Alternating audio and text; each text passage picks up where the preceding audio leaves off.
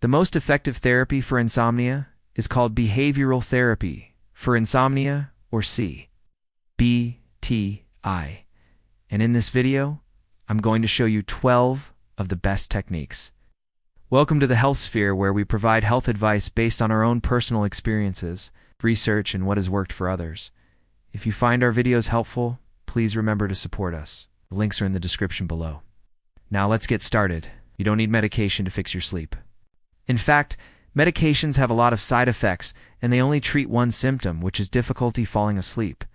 There's no medication out there that will fix all the symptoms of insomnia. So why take medicine when there are things you can do to improve your sleep naturally? It's important to note that even though these techniques are considered first-line treatment for insomnia by the American Academy of Sleep Medicine, doesn't mean they are easy to do. Some of these might be quite challenging, but the good thing is that they don't have any side effects, and the results are immediate. You can start seeing results within 2 weeks of practicing them. So the first technique is sleep restriction. Now, this is the most powerful technique in CBT, and I think it's also the hardest one to follow. The basic idea behind sleep restriction is that if you want more sleep, you actually need to try and get less. This sounds counterintuitive, but hear me out. When you can't sleep, you spend a lot of time in bed awake. So instead of spending 6 hours in bed awake, what you do is you reduce the amount of time you spend in bed to the amount of sleep that you actually get. For example, if you usually sleep for 6 hours, then you're spending 10 hours in bed, right? So what you do is you go to bed at 10 p.m. and wake up at 4 a.m. Once you start doing that for a couple days, then you're going to increase your bedtime to 10:30 p.m. And keep doing that until you reach the point where you have spent the same amount of time in bed that you would have before. But now you're sleeping for 8 hours. Next, we have stimulus control. Stimulus control is based on classical conditioning. Classical conditioning is when an association is made between two things that happen together. For example, Pavlov rang a bell right before feeding his dogs. So the dogs started associating the bell with food, and they started salivating when they heard the bell. In order to make your bed a sleep-promoting place rather than a place for other activities, you are going to use stimulus control. Here are some ways you can do that. Make sure to reserve your bed for sleep and intimacy only. Don't read in bed, watch TV, or use your phone in bed. These activities should only happen in bed if you are trying to sleep or having sex. If you need to get up to go to the bathroom or read, get up out of bed and go somewhere else. Also, make sure your bedroom is completely dark. Use blackout curtains if you need to. Keep your room colder than you think you should. The optimal temperature is between 60 and 67 degrees Fahrenheit. And finally, make sure your bed is comfortable, but not too comfortable. If you have a very comfortable mattress, you may sink into it too much and feel like you're being swallowed. Next, we have response prevention. What happens when you can't sleep? Do you toss and turn? Do you count sheep?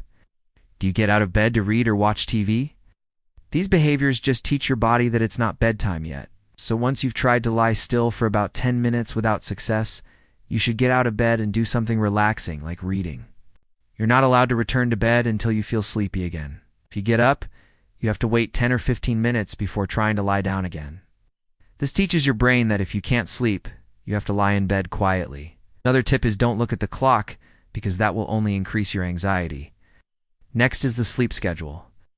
Go to bed and wake up at the same time every day, including weekends. This helps to regulate your body's internal clock, which controls sleep. A disrupted sleep schedule can throw off your circadian rhythm and make it harder to sleep. Next is a technique called imagery rehearsal. Imagery rehearsal is based on the fact that dreams are basically rehearsals for real-life situations. We dream about things that are relevant to us, and we often rehearse problems in our sleep. By rehearsing a solution to a problem in your mind before you go to sleep, you can incorporate that solution into your dreams and wake up feeling refreshed with a new perspective. To do this, you need to think about a situation you're having trouble with. Write down how you'd like to handle the situation and practice it in your mind over and over again. Visualize yourself successfully solving the problem. As you do this, you should relax and calm your breathing. Then you're going to repeat this imagery rehearsal about once a day, and it's best to do it later in the evening. Okay, next we have dream journaling.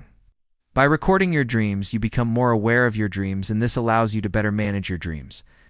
At the beginning, you won't remember any of your dreams, and that's okay.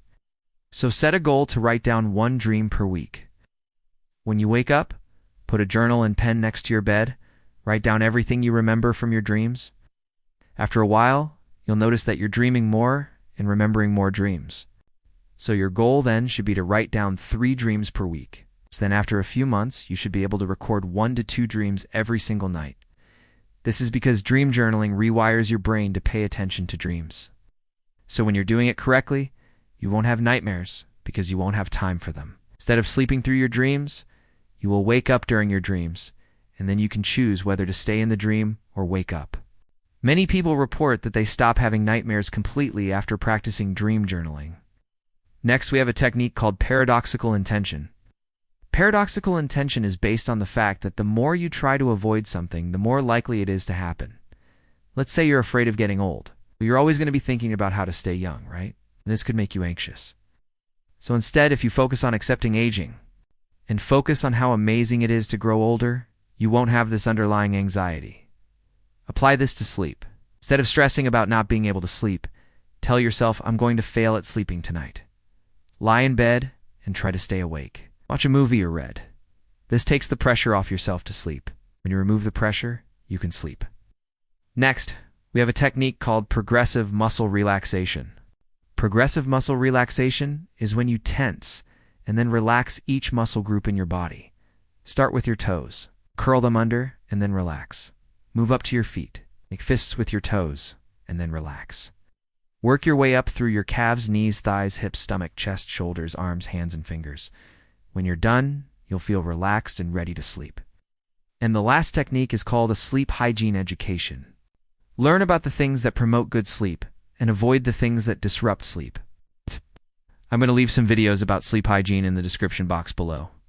If you have insomnia, I highly recommend that you see a doctor to rule out any medical conditions that could be contributing to your sleep difficulties. Also, keep in mind that implementing these techniques takes a little bit of practice, but don't give up. It's worth it. Thank you so much for watching. Please remember to support us. We'll see you in the next video.